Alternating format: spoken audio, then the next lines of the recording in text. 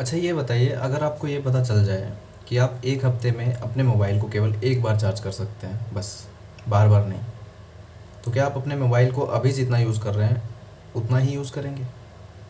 बिल्कुल नहीं। मैं आपको ये बताना चाह रहा हूँ कि आपका जीवन, आप मान लीजिए एक मोबाइल फ़ोन है।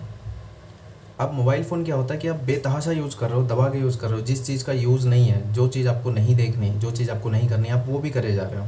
क्यों? क्योंकि आपको एक राहत फ़ील है कि मोबाइल चार्ज कर लेंगे, रिचार्ज कर लेंगे, डाटा आ जाएगा वापस से, फिर से बैटरी डाउन हो जाएगी, फिर से चार्ज कर लेंगे। लेकिन क्या कभी जीवन की बैटरी चार्ज हो सकती है दोबारा? या जीवन जीवन आपका रिचार्ज हो सकता है दोबारा? नहीं। लेकिन आप अपने जीवन को एक मोबाइल फ़ोन की तरह यूज़ करने पर तुले हुए हैं। कभी भी अपने जीवन की वैल्यू को आपने देखा ही नहीं है कि आपका जीवन कितना मूल्यवान है, जो आप ये समय बिता रहे हो ये कितना कीमती है। मोबाइल को चार्ज कर सकते हैं लेकिन जीवन को नहीं कर सकते हैं। आप जीवन में कितने भी फ्रस्ट्रेट हो जाओ, कितने भी हार जाओ, बेतहाशा आप एग्ज़ाम दिए जा रहे हो, दिए जा रहे हो, दिए जा रहे हो, दिए जा रहे हो, लेकिन ये जो सवाल है ना कि मेरा मन नहीं कर रहा है पढ़ाई में, मैं फ्रस्ट्रेट हो गया हूँ, मैं हार मान रहा हूँ, ये सवाल आ क्यों रहा है? क्योंकि आप अपने दिमाग को इंडिकेट कर रहे हो। ये जो गलत गलत चीज़ें हैं ये आप खुद से अपने दिमाग को दे रहे हो, तभी तो आपके अंदर से ये चीज़ें निकल रही हैं। आप मुझे मैसेज कर रहे हो, कमेंट कर रहे हो, इंस्टाग्राम पे मैसेज कर रहे हो कि मुझसे पढ़ा नहीं जा रहा है, मैंने बहुत सारे एग्ज़ाम दिए, लास्ट ईयर भी बिहार एसआई में मैं फ़ाइनल दिया, अब मेरा मन ही नहीं कर रहा है, मतलब हिम्मत टूट गई है कि मैं दोबारा कर सकता हूँ, मतलब डर लग गया है। और ऐसा हो गया है कि बस ना तो जी सकते हैं ना तो मर सकते हैं, क्योंकि मुझे सरकारी नौकरी भी चाहिए, लेकिन हम इतना मेहनत कर चुके हैं और अब हमें समझ नहीं आ रहा है कि हम करें क्या। कि इतना मेहनत के बाद भी सिलेक्शन नहीं हो रहा है, तो अब इतना डर अंदर आ गया कि अब करें क्या।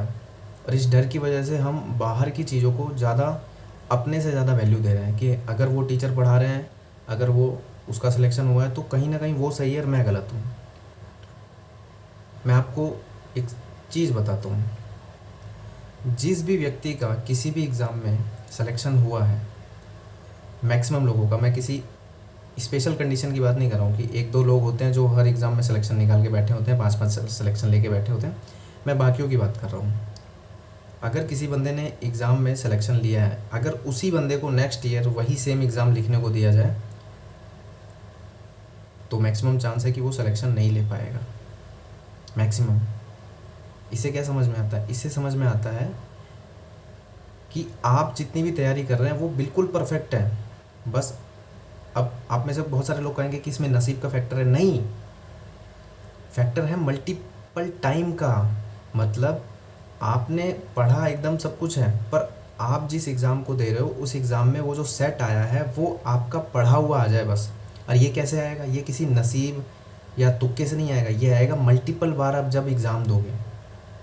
अगर आप अभी इससे पहले किसी एग्ज़ाम में बहुत करीब से .1 से या एक नंबर से या एक क्वेश्चन से पीछे हो गए हो, तो ज़रूरत क्या है? ज़रूरत है उसी स्पीड से, उसी तरीके की मेहनत करके नेक्स्ट ईयर आप फिर से वही एग्ज़ाम दो, होगा आपका।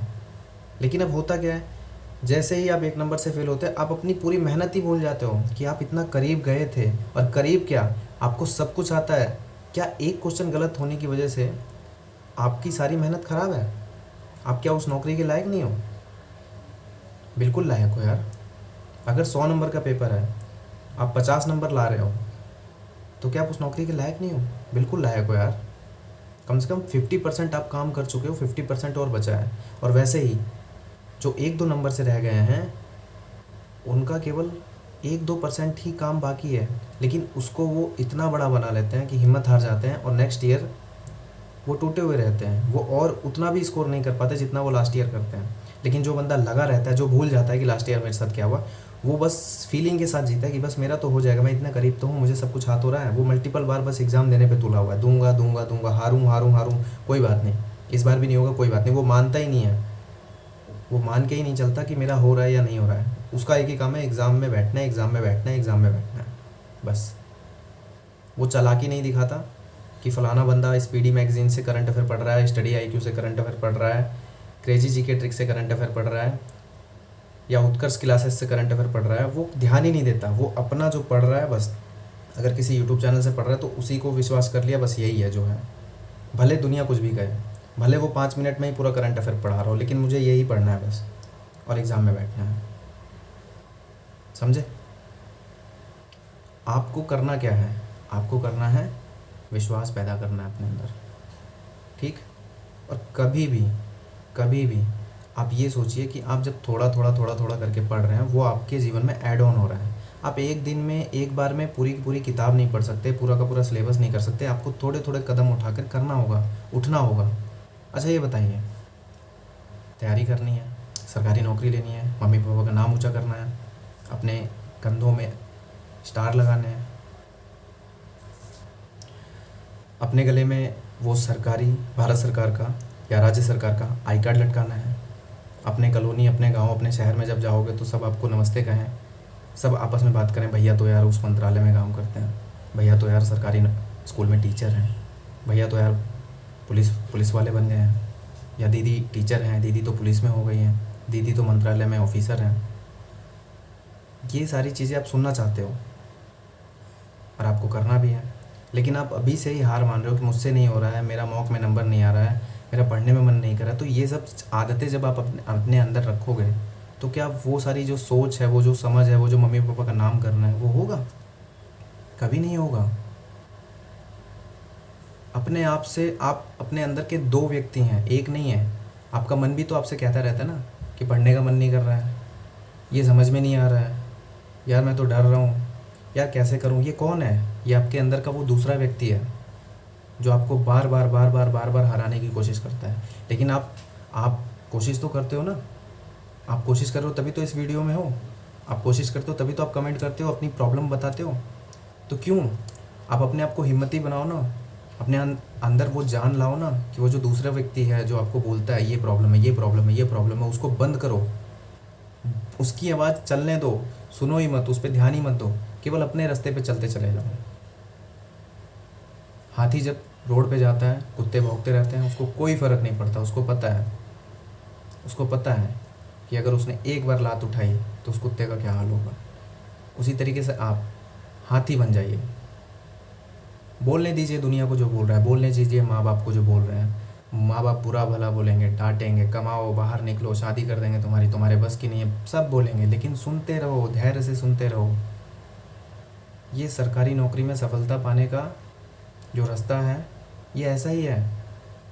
आपके जीवन में ये कठिनाई जो है वो ऐसे ही रहेंगी। आपके साथ कौन खड़ा हो सकता है? केवल आप, और कोई खड़ा नहीं होगा। थोड़ी सी हिम्मत करके आज अभी इसी वक्त से अगर ठान लोगे, हिम्मत बना लोगे, लिख के चिपका दोगे कि बस बहुत हुआ, मैथ नहीं आती है, मैं पूरी रात 2 से 20 तक का पहाड़ा रट्टा मारूंगी, पूरी रात वो चैप्टर जो है उसको मैं देखूंगी, बार बार देखूंगी, क्यों ऐसा सॉल्यूशन हुआ, क्यों इसको सॉल्व किया। पूरी रात अगर कोई फॉर्मूला है तो पूरी रात उसको रट्टा लगाऊंगी। रीजनिंग है, रीजनिंग में पूरी रात एक चैप्टर को मैं पढ़ूंगी। मुझसे हिस्ट्री, पॉलिटी, जियोग्राफी नहीं पढ़ी जाती, मुझे जीके नहीं आती है बिल्कुल, मुझे करंट अफेयर से डर लगता है। 1 महीने का करंट अफेयर उठाओ, पूरी रात लगा दो, जान लगा दो, जान, इसी को कहते हैं जान लगाना। यार सरकारी नौकरी है, कोई हलवा नहीं है, कोई आप 1 साल नौकरी करके आप घर नहीं आने वाले हो। लाइफ टाइम आपको वो आई कार्ड मिलेगा, लाइफ टाइम आपको सैलरी मिलेगी, लाइफ टाइम के लिए आपके शरीर पे एक ठप्पा लग जाएगा कि दैट्स इट, ये लड़की यार गवर्नमेंट ऑफिसर है, ये लड़का गवर्नमेंट ऑफिसर है।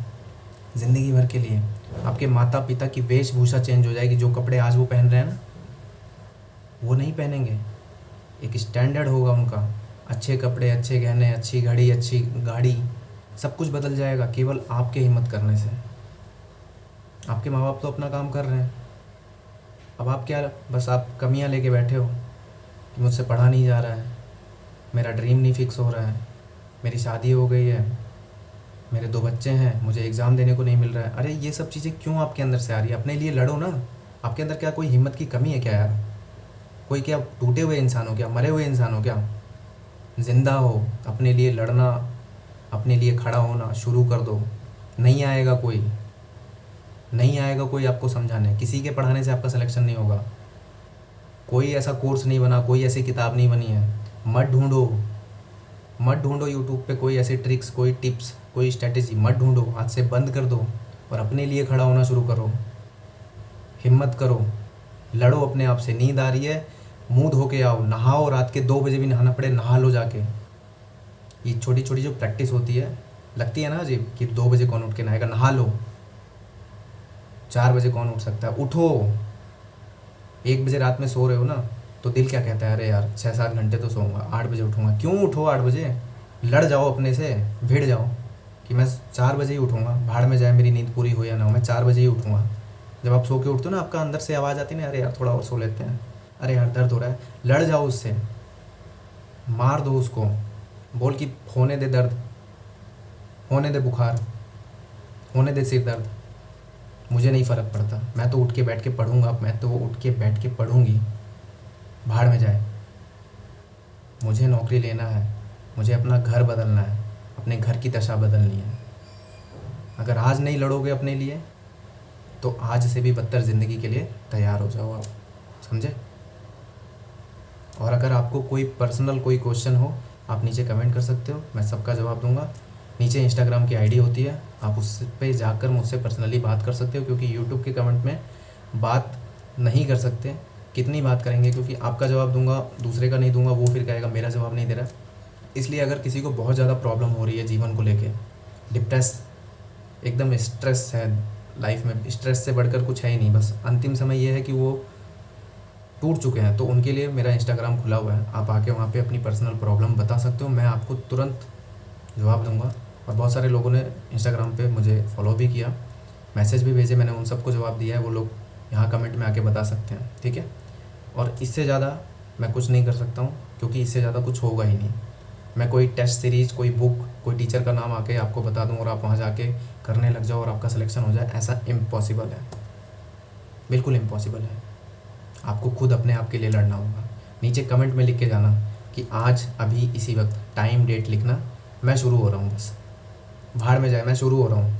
मुझे जो चाहिए, जो नौकरी चाहिए, जो एग्ज़ाम निकालना है, मैं आज पूरी रात उस पर रिसर्च करूँगा, साइंटिस्ट बनकर। क्या बनकर? साइंटिस्ट। अपने जीवन का साइंटिस्ट बनकर मैं जिस भी नौकरी में जाना चाहता हूँ उसका पूरा A to Z आज रिसर्च करूँगा। कॉपी पेन लेके बैठूँगा, लास्ट ईयर कितनी नौकरी आई थी, कब आई थी, कितने दिन में एग्ज़ाम हुआ, पेपर कैसा होता है, कितने नंबर का पेपर होता है, क्या क्या सिलेबस आता है, मुझे क्या क्या आता है इसमें, मुझे कितनी मेहनत करनी पड़ेगी, मुझे क्या क्या पढ़ना पड़ेगा, सब लिख डालोगे। और अंतिम में लास्ट ईयर का पेपर, चाहे वो 100 क्वेश्चन का हो, चाहे 150 क्वेश्चन का, पूरा पेपर देखोगे और फिर कल से शुरू हो जाओगे। सोना, खाना, उठना, ये सब चीज़ फिक्स हो जाएगा आपका, अगर आप अपने ड्रीम को अपने सामने रखोगे, लिख के दीवार में चिपका दो, समझे। और टाइम टेबल बनाना मैं पहले भी बता चुका हूँ, टाइम टेबल क्या है, कैसे है, ड्रीम को कैसे लिखना है, पिछली वीडियो आप मेरी जाके देख सकते हो। अगर थोड़ा सा भी आंखों में आंसू आया हो मेरी बात सुनकर, तो जग जाओ अपने लिए, समझे, लड़ जाओ अपने लिए, क्योंकि सरकारी नौकरी मिलने का मौका दोबारा नहीं मिलेगा। एक बार उम्र निकल जाएगी, फिर शादी ब्याह हो जाएगी, फिर बैठे रहना यूट्यूब पे, दूसरों को देखते रहना, बस अपने लिए कुछ नहीं कर पाओगे। आई होप आज की वीडियो में आपको कुछ समझ में आया होगा। जय हिंद।